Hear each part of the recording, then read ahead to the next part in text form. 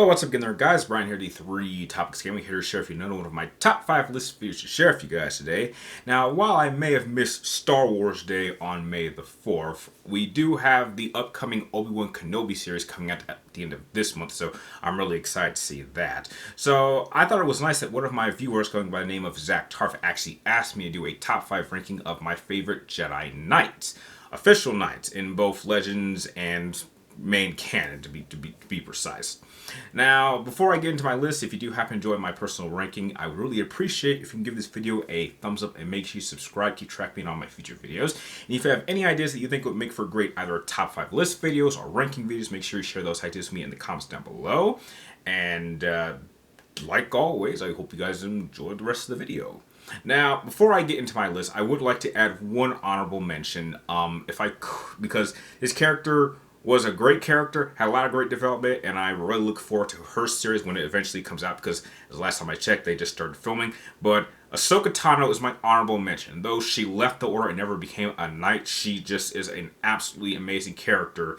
Given where she started with the original Clone Wars 2008 film, which wasn't really well received, but I think she had the most amount of amazing development of any character throughout the Clone Wars animated series, and it was great, and I just can't wait to see what they do with her in the Ahsoka show. So, now that we've got my honorable mentions out of the way, let's finally jump into my top 5, which, let's just say this character is pretty awesome, and I can't wait to see his journey start off in his guaranteed sequel that I'm sure we're going to get.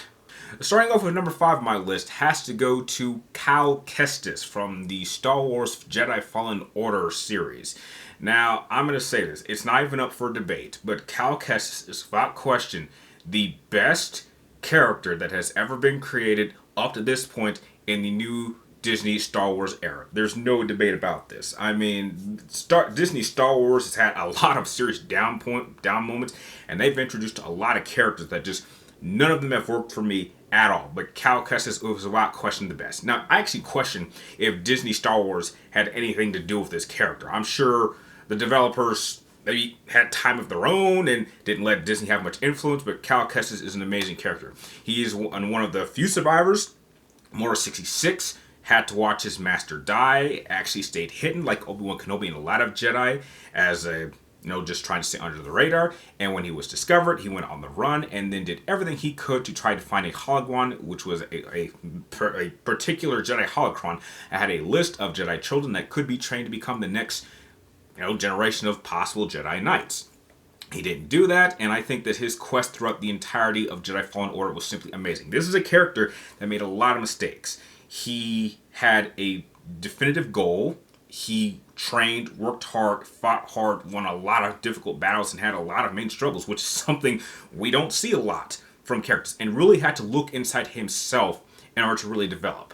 And I just cannot wait to see how his journey is going to continue. Though they haven't officially stated that they are going to do a sequel to Jedi Fallen Order, there's just no question with just how successful, how amazing Jedi Fallen Order was. We're going to get a sequel. We're going to see a continuation of his story. And just to let you guys know, his lightsaber is like the next lightsaber I want to get. So as soon as I get an opportunity to actually get his lightsaber from Star Wars Galaxy's Edge, that's going to be the next lightsaber I add to my collection. So that's why he's just so awesome. Just an amazing character. My favorite character from the new Jedi, from Disney Star Wars, and this lightsaber I want to add to my collection. He's just, without question, one of the best developed Jedi Knights that came out during the dark times, which is why he is number 5 on my list. Going into number 4, I have to go to Luke Skywalker from Legends continuity and I guess original Star Wars continuity. I'm not acknowledging what the hell they did to Jake Skywalker in the sequels, because that was not Luke Skywalker at all. But that's why I openly acknowledge that Luke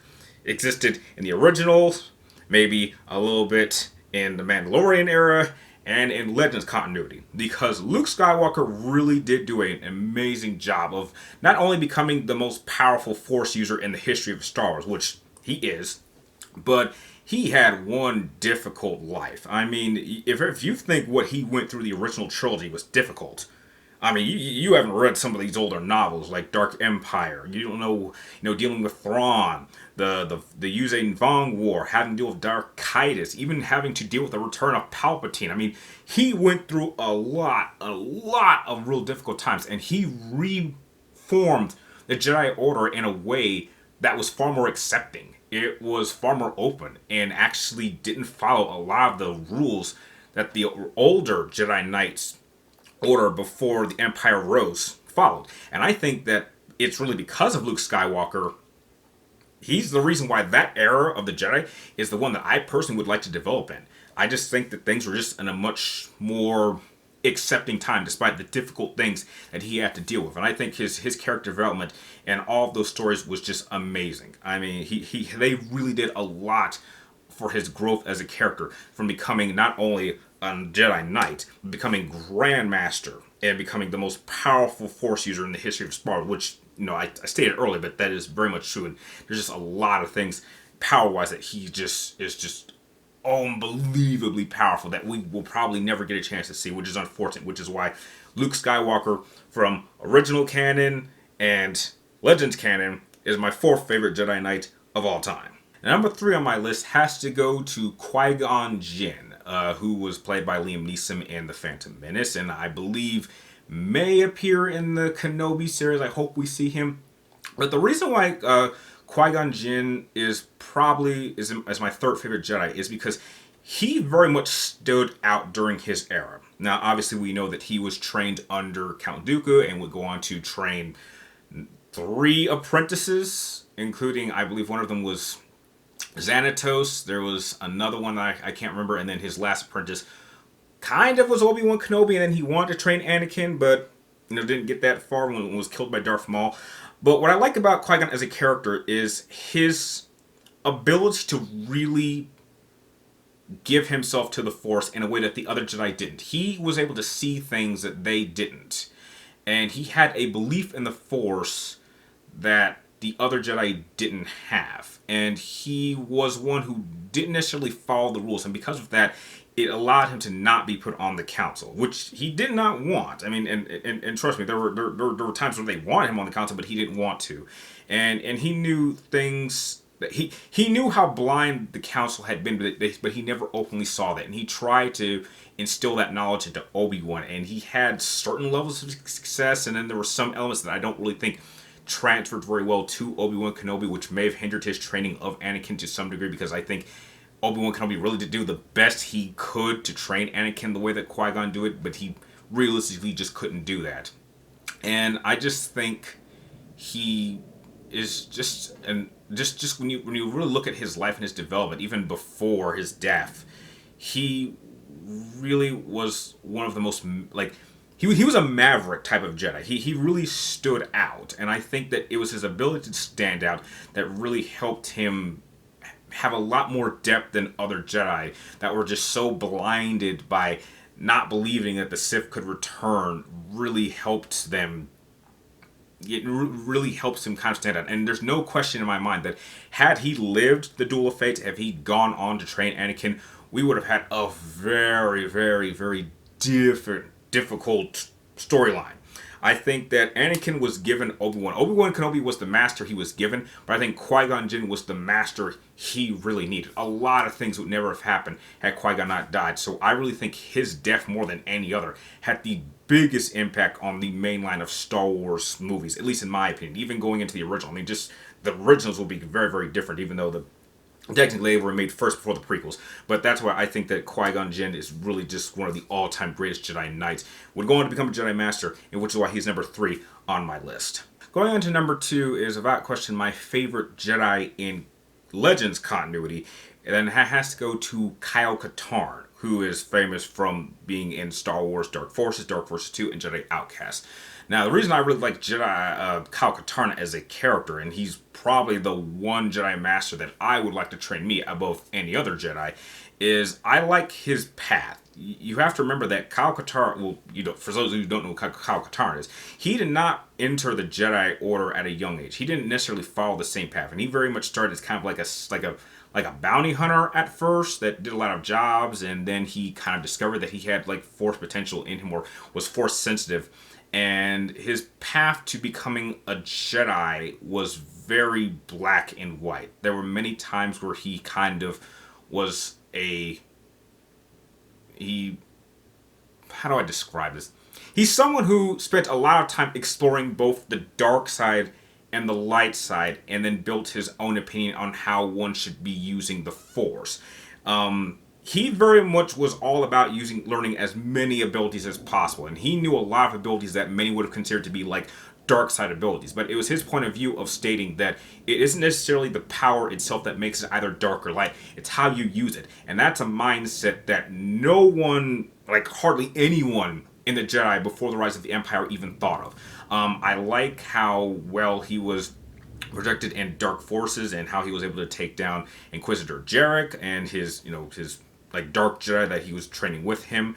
I liked his relationship with Luke. Luke was someone that he knew pretty well, and I'd say would give Luke a run from his money. I think Luke is a bit more powerful than him, and you have to acknowledge that Katarn was one of the most powerful and most useful Jedi during his time, during the era that Darth Kestis took power, and was very instrumental in his downfall. It's just that he's probably the one Jedi on this list that has just who has the most damage to him. I mean, he really had a truly damaging life, but really became one of the most endearing Jedi Knights, and would go on to be Jedi Masters that I've ever read or played in Legends continuity. Which is why, he, as I stated earlier, he's like the one Jedi that I would pick above any other to be my Jedi Master, which is why he's number 2 on my list. Now, number 1 and my favorite Jedi Knight and Jedi Master of all time has to, of course, go to Obi-Wan Kenobi. Obi-Wan Kenobi, to me, is the quintessential Jedi. You could almost say he's almost a perfect Jedi because this is a character, if you go back to his early years, who originally was not picked to be an apprentice. He was going to be a farmer, which would have really sucked. But when he helped out Qui-Gon deal with his last apprentice, that was, enough clarification for Qui-Gon to accept Obi-Wan as his apprentice. And a lot of things people don't know this about Obi-Wan Kenobi. Obi-Wan Kenobi was very much a lot like Anakin in his early years. He had an arrogance to him. He had a belief in himself that he could be this great person. And he very much matured as he got older. And then losing Qui-Gon was probably one of the most devastating moments of his life. But then again, he had several moments of tragedy, and yet his belief in the light never really broke. It was as strong as it had ever been. And, just everything that he had went through. I mean, losing the love of his life that he never really had a chance to get a life to in Duchess Satine. And then, what happened with Order 66, losing all of his friends, having to strike down Anakin Skywalker. I mean, this guy really is the definition of truly, he lived a life that was driven by trial by fire. I mean, he just went through so many hardships, and I'm just curious to see what they do with him in this Obi-Wan Kenobi series. I hope they don't screw him up, because I'm telling you right now, if they screw this character up, which I've stated this, Ewan McGregor's performance as Obi-Wan Kenobi is my favorite performance of any character, any actor in Star Wars history, and they better not screw that up. But so my expectations for this are incredibly high. I mean, I don't need it to be something truly amazing, but they better just not mess it up. And I think that Obi-Wan Kenobi, even after death, was pretty influential to Luke. I mean, even after he had moved on to become a Force spirit, he was very much still guiding Luke in a number of key moments. And so his influence on who would become the greatest and most powerful Jedi of all time, I would even say that he had a much more lasting impact on Luke than even Yoda. Yoda's impact on Luke was great, but I think that Obi-Wan's was even greater. He put him on the path. And I think he did a great job. I think if Kenobi had actually lived, I think he would have done a much better job training Luke than Anakin. I think he would have learned from a few of his mistakes and done things a little bit differently. But I think he would have been just a fantastic master for Luke had he not lived. Had he lived, which is a key reason why he still remains my all-time favorite Jedi Master of all time, or Jedi Knight, I should say. So that's my list of my top 5 favorite Jedi Knights. If you happen to have a series of Jedi Knights that you would really like, what are your top 5? Share a list with me and everyone else in the comments down below. And like always, thank you guys for watching. You're awesome, and I'll see you next time.